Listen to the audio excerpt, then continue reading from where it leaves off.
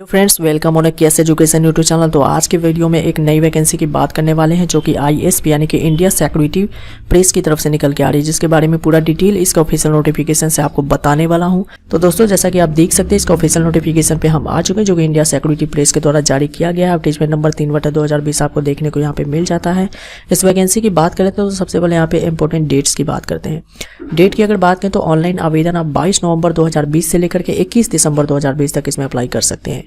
Fee payment के date की बात करें तो 22 नवंबर से लेकर 21 दिसंबर यहाँ पे डेट दिया गया है। बात करते हैं ऑनलाइन जो रिटन एग्जामिनेशन आपका होने वाला है, उसका टेंटेटिव डेट यहाँ पे दिया गया जनवरी-फरवरी 2021 में यहाँ पे कंडक्ट हो जाएंगे। वैकेंसीज की बात करते हैं तो यहाँ पे चेक कर सकते हैं नेम ऑफ द पोस्ट आपको दिया गया, किस लेवल की पोस्ट है, नंबर ऑफ पोस्ट है, उसके बाद यहाँ पे पे स्केल आपको देखने को मिल जाता है और रिजर्वेशन यहाँ पे है कि पोस्ट का डिस्ट्रीब्यूशन कैटेगरी वाइज दिया गया है। वेलफेयर ऑफिसर की बात करें, A2 लेवल की जॉब है, एक वैकेंसी है, 29,000 से लेकर के 1,10,000 यहाँ पे आपकी स्केलों पे रहने वाली है। अगली वैकेंसी आपका सुपरवाइजर टेक्निकल ऑपरेशंस में है, 8 वैकेंसी है, 26,000 से लेकर के 1 लाख सैलरी आपकी रहने वाली है।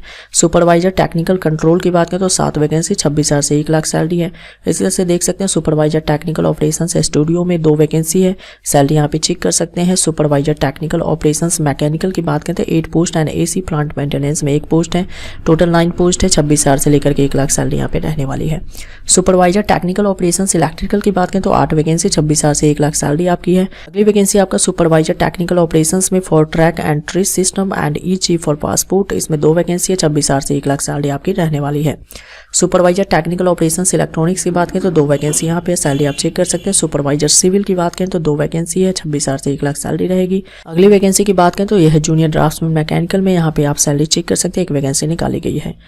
अब यहाँ पे बाकी डिटेल आपको दिया गया है EWS के बारे में, कैटेगरी के बारे में आप यहाँ से चेक कर सकते हैं। अब बात करते हैं यहाँ पे जो भी सिलेक्टेड कैंडिडेट हो गया उनका इनिशियली जो पोस्टिंग होगा India security press Nashik road Maharashtra में रहने वाला है। उसके बाद आपका SPM CIL के किसी भी यूनिट में आपका पोस्टिंग हो सकता है। अब यहाँ पे दिया है कि सिलेक्टेड कैंडिडेट जो भी है उनका सिलेक्शन अगर हो जाता है 8 आवर्स पर डे आपको यहाँ पे 6 डेज एक वीक में काम करना होगा।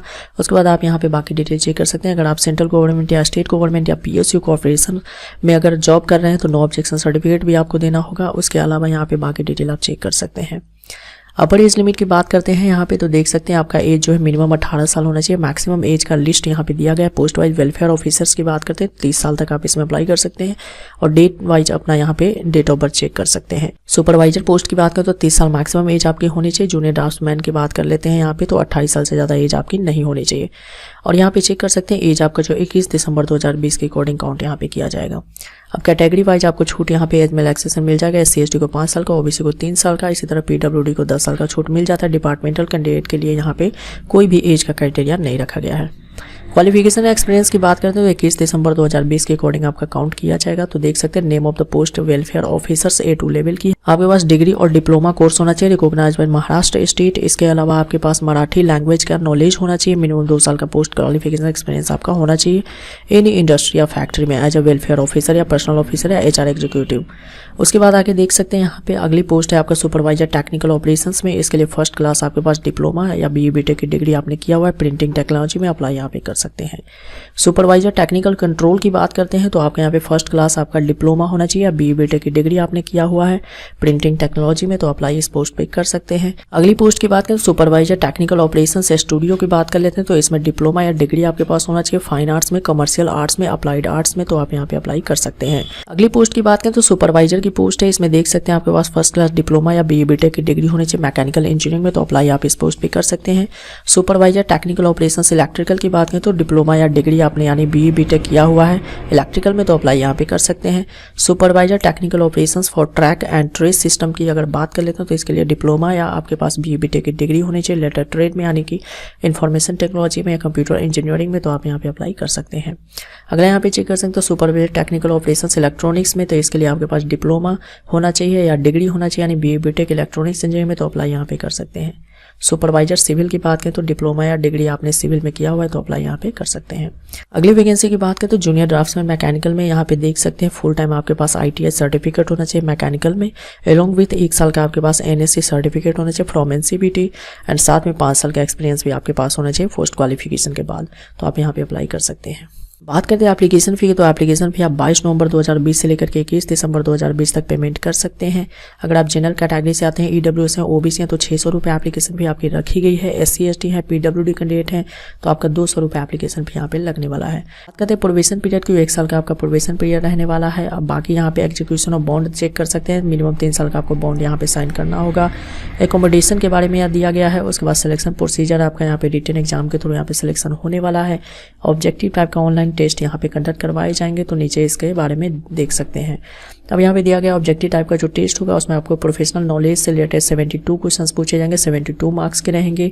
जनरल अवेयरनेस के 12 क्वेश्चन 12 मार्क्स के रहेंगे इंग्लिश लैंग्वेज में।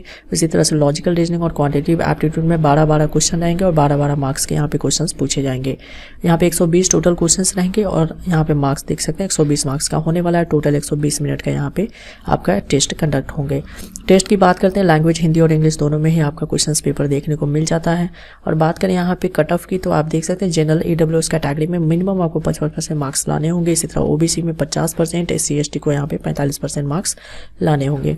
अब यहाँ पे जो ऑब्जेक्टिव टाइप का ऑनलाइन टेस्ट होगा उसमें कोई भी नेगेटिव मार्किंग यहाँ पे नहीं रहने वाली है। अब बात करते हैं कि इसमें आपको अप्लाई कैसे करना है, तो अप्लाई नाउ का लिंक डिस्क्रिप्शन में मिल जाएगा, उस पर जैसे ही क्लिक करेंगे तो आप अप्लाई वहाँ से कर सकते हैं जाकर के। अब यहाँ पे पूरा प्रोसेस आपको समझाया गया है कि इस तरह से आपको अप्लाई करना है, कौन कौन से डॉक्यूमेंट आपको लगेंगे। तो आप यहाँ पे ध्यान रखें 22 नवंबर 2020 से इसका लिंक एक्टिवेट होगा, तो आप 22 नवंबर 2020 से लेकर के 21 दिसंबर 2020 तक इसमें अप्लाई कर सकते हैं। और बाकी सारी डिटेल यहाँ पे आपको दी गई है कि आपका फोटोग्राफ्स का साइज क्या रहेगा, क्या क्या चीज़ आपको डॉक्यूमेंट यहाँ पे लगेंगे, तो सारी डिटेल यहाँ से चेक कर सकते हैं।